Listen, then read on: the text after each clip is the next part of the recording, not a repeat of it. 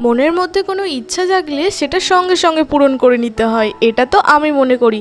তোমরাও কি আমার সাথে একমত? তো সেটা আমাকে তাহলে কমেন্ট করে জানিও।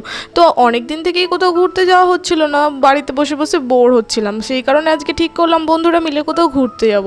তো যাওয়ার কথা তো ছিল নন্দনের সিনেমা দেখতে যাওয়া, কিন্তু হঠাৎ করেই ঠিক হলো চলো আজকে আবারও যাওয়া হোক প্রিন্সেপ ঘাট। সব সময়ের জন্য আমাদের প্রিন্সেপ ঘাট ডাকে, কি বলবো। তো এখন তো এসে গেছি প্রিন্সেপ ঘাটে, আর এসে জাস্ট ভিউটা দেখো। এখানে এখানে তো সব সময় জাস্ট ভিউটা অসাধারণ থাকে। আর তারপরে তো এখানে এসে খাওয়া দাওয়া, আনন্দ, গল্প এইসবই আর কি চলছে। কিছুক্ষণ নদীর ধারে বসে এখানে আমরা ফটো আরে তুলছিলাম, তারপরে আবার লেস কিনলাম, একটা ঠান্ডা জলের বোতল নিলাম।